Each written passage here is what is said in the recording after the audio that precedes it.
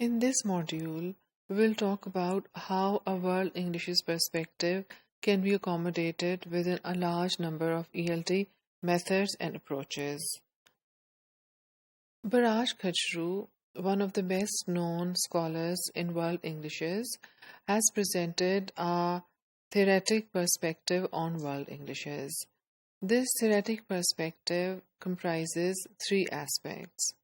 The first aspect is the acceptance that there exists a large number of models for English rather than just one model, that is the native English speaker model. So, this perspective suggests that there is not just one model for learning English or for English language, but there are many models. And of course, these models then have to be non-native models. The second aspect that this perspective includes is the fact that the local innovations, for example, the modifications that the users of English in different parts of the world make in the English language, the variations that we observe in the English language are not an outcome of the whimsical use of English by these people, or they are not a result of the erroneous use of language by these people, these users of English around the world, but they are based on the needs of the users. So these changes are a requirement of the new context of English.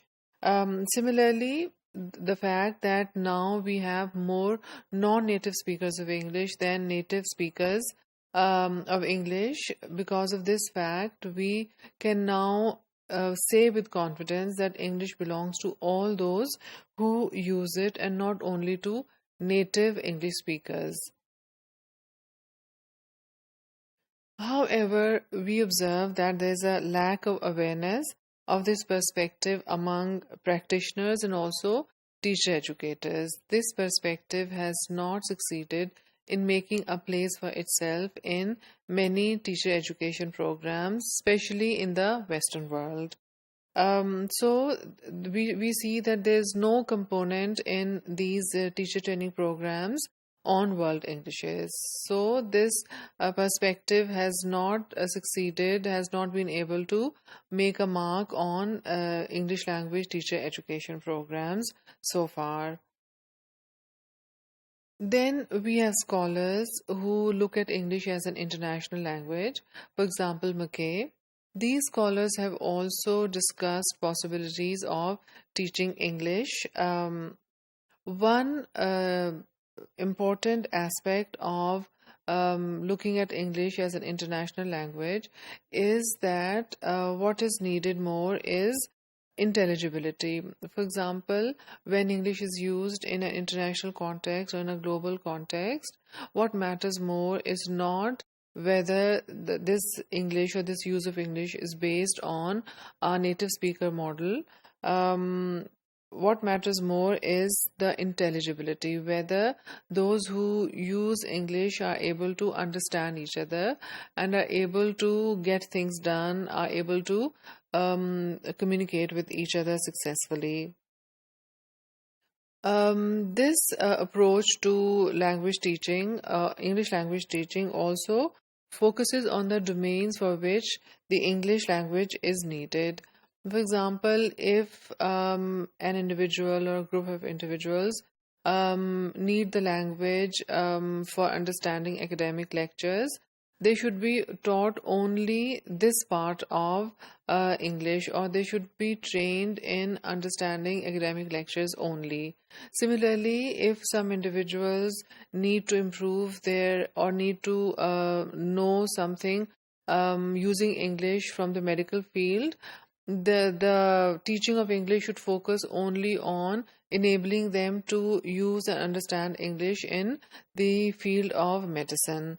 So the focus of the teaching methods or English language teaching strategies, techniques should be on the domains in which the English language will be used. This perspective is similar to what we have in teaching English for specific purposes, which is also based on the needs of the domains in which the learners are likely to use English.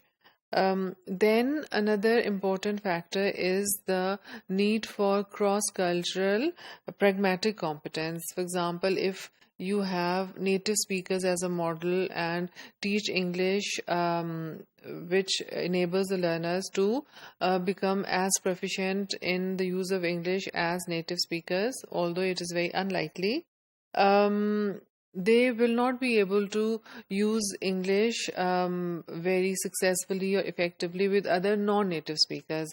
Suppose a Pakistani English speaker learns English keeping British English model in front of him or her, and then he has to regularly have business with Chinese businessmen or Japanese businessmen.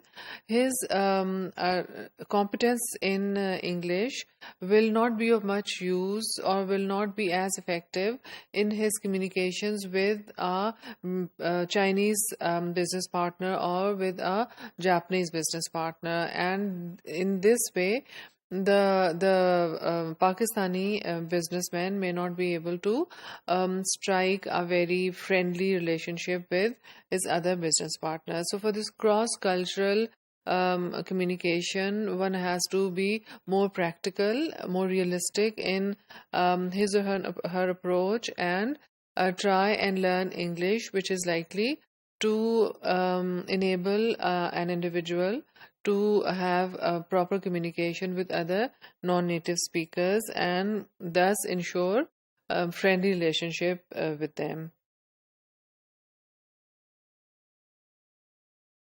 It also, this perspective, looking at English as a language, as an international language, or English for use globally, it also recommends a need for respect for local cultures.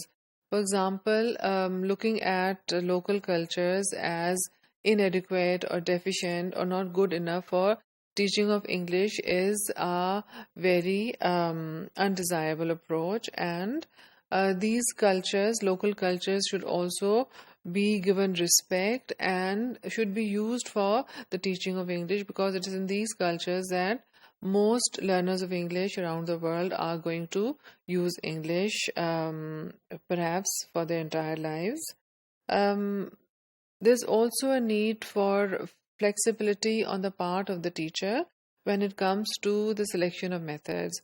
For example, if one method is very popular internationally at a particular period of time, it does not mean that the same method will be of use to you and will be useful for your own context. So, teachers should not blindly follow a particular teaching method or should follow a teaching method which has been prescribed by some authorities to them in a particular teaching learning context, but should practice some flexibility in the selection of teaching methods.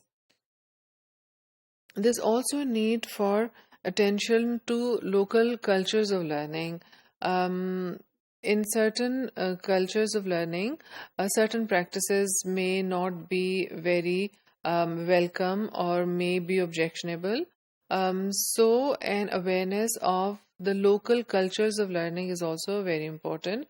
For example, in the East, the teachers are given a lot of respect, and often a certain distance is maintained between the teachers and the students. So, if you suggest a methodology where there's more frankness and a very high degree of informality between the students and the teachers, such a methodology may not be very welcome in a particular culture of learning, a more traditional culture of learning. So, an awareness of the culture of learning is also very important if we want to successfully implement or successfully teach English as an international language.